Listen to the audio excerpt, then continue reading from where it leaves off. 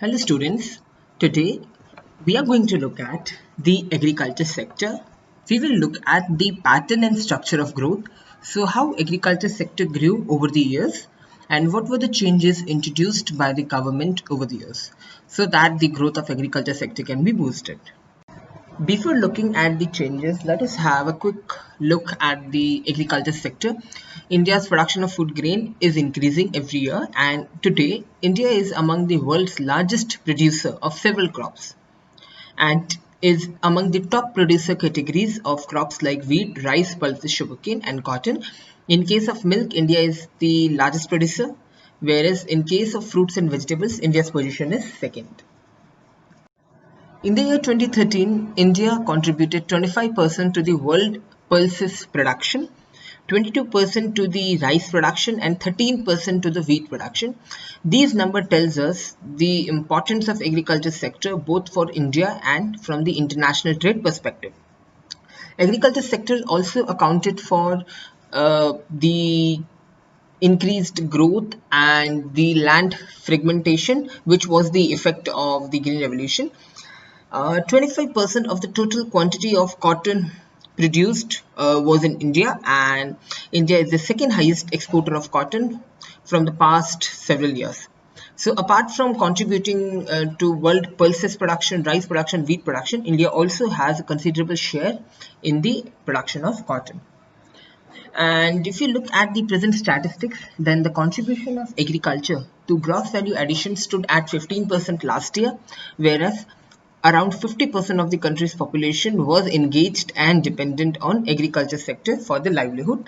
And it is believed that post COVID-19, the dependence of population on agriculture sector is going to increase because of lesser jobs in the manufacturing and tertiary sector.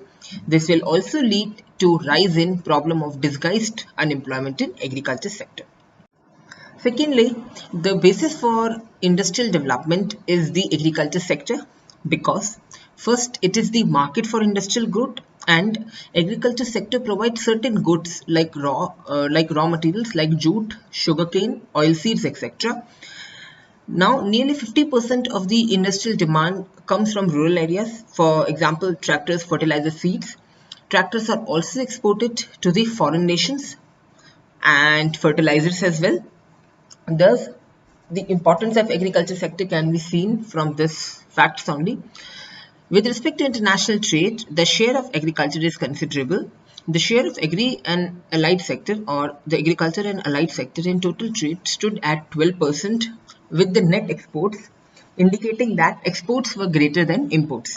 Thus, it indicates that over the years, whatever the policy decisions were taken, it led to a shift of agriculture from self-sufficiency to market-led production, where considerable amount of goods are exported.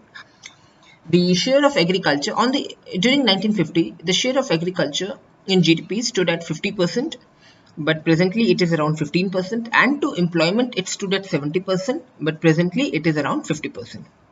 And during 1600 to 1750, during the during Mughals time and the post 1700 of the advent of East India Company in India, India's share in international trade was around 35 to 40%. But after the colonial rule ended in 1950, the share of India's share in international trade declined to 3%. This led to the impact of this fall was drastic in the agriculture sector, because on the eve of independence, agriculture sector was backward. It was having immense problem, and which affected the growth rate. Now, we will look at how the problems and the challenges are addressed through various planning periods.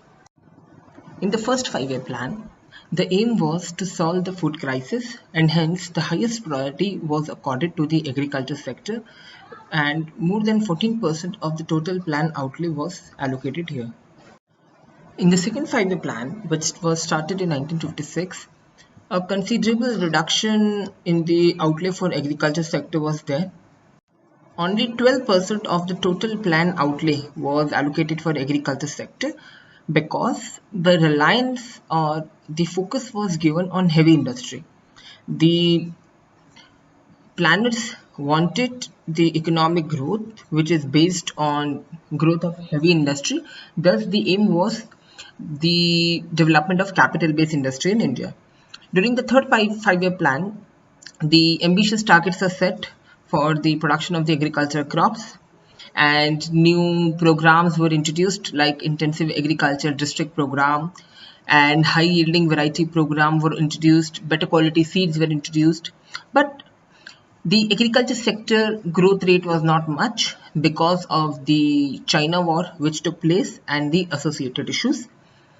Then for the 3 years from 1967, 68, 69, so in the last 3 years after 1966, planned holidays were there. So the fourth five-year plan started from 1969. Now this plan aimed at systematic application of science and technology in agriculture sector so as to improve the agriculture practices and agriculture yield. The allocation to the agriculture sector grew to 15% of the total plan outlay. In 1969, bank nationalization was done and green revolution was also introduced. Bank nationalization gave the required impetus to the green revolution. Both these steps led to rapid increase in the agricultural growth post 1970s. During fifth five-year plan, the actual food grain production targets exceeded the targeted production. So this was the first time when the actual production was more than the target production. This was because of the effect of the green revolution. And then came 5-year plan. During the sixth 5-year plan, agriculture growth rate was 3% against the targeted growth rate of 3.8%. Thus, there was a slowdown. The sixth five-year plan is also hailed as the second green revolution because of the result of expansion of supplies of inputs, services to farmers, agriculture extension policies, etc. Because in the sixth five-year plan, focus was given on allied services or ensuring that input services are available to the farmers, and that's why it was hailed as second green revolution. During the seventh five-year plan, the total plan outlay on agriculture sector was 6%, and except cotton, none of the targets fixed for various sectors were achieved. During the seventh five-year plan, deceleration was there in the agriculture sector. Also, you should not remember the growth rate, like what was the growth rate in sixth plan, seventh plan. You only need to remember whether agriculture grew or whether there was deceleration. For instance, in seventh five-year plan, agriculture growth rate declined, whereas in the sixth five-year plan, it increased. During the eighth five-year plan, agriculture growth rate in the plan was 44% on account of weather and climate conditions being favorable. You should also remember that during 1991, LPG policies were introduced, and these policies aided the development because of certain technologies which came to India. In the ninth five-year plan, agricultural growth rate was 44%. Newer targets were set, but the targets were not achieved, and hence the ninth five-year plan was a failure on agriculture front. But the ninth five-year plan was successful in case of tertiary sector because the software exports were highest. When coming to the looking at the 10th five-year plan, this plan adopted the National Agriculture Policy of 2000, which we are going to cover. The National Agriculture Policy put out various aims of the government, like how they are going to increase the growth in agriculture sector, how they are going to address the issues in agriculture sector, the provision of minimum support price, extension services, etc. were there in National Agriculture Policies.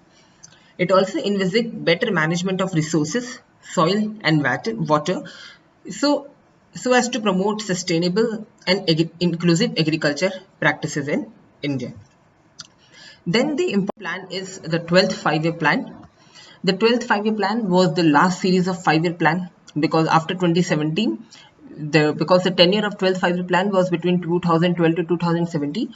You should remember because a question can be asked about what was the tenure of 12th five-year plan. So it started from 2012 and ended in 2017.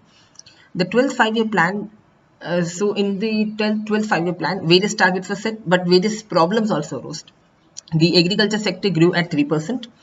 Newer problems like shrinking land base or land fragmentation, division of land, or we call it as fragmentation of land, then dwindling water resources, impact of climate change on agriculture, shortage of farm labor, rising cost and uncertainties associated with the volatility in the international prices in the international markets. All of these affected the growth rate of agriculture sector, the exports and the imports as well. So the 12th five-year plan had various targets like distribution of more institutional credit equitably, greater focus on small and marginal farmers, because post 1990s the share of small and marginal farmer in the Indian agriculture is constantly increasing because lands are now being divided into smaller and smaller part, and presently there are more than 86% of the farmers in the country which comes under the category of small and marginal farmers. The third target was improving productivity in rain-fed areas, retaining youth in agriculture, and funding for research. All of these are focused. Retaining youth in agriculture was focused because of the unemployment, then the poverty, etc. So that as youth can be retained in agriculture sector, the problem of labor can be solved. Apart from this, new policies were launched like crop insurance, soil testing. Soil testing was increased, etc. So as farmer can apply right fertilizer and chemical pesticide quantity. So this was about the agriculture growth over the planning periods. Now let us look at few practice questions. Question first: Indian planners after independence were attracted to the following economic model: socialist mix capitalist none. Here the correct will be socialist, because we know that the leaders were inspired and they relied on socialist pattern of economic growth, and that's why Indian economy was not opened up initially, and it was only opened up in 1991. Because in case of capitalist economy is a free market economy, mixed economy is both public and private. But during 1950s, the share of private sector was very less because socialist model was adopted. Second, during which five-year plan Green Revolution was started in India? The correct is during the fourth five-year plan, Green Revolution was started. During this plan only, bank nationalization was also done. So this is about this video. In the next video, we are going to look at how the various policies and timely interventions were done by the government post 1950s and how it aided the agriculture sector growth rate. Thank you.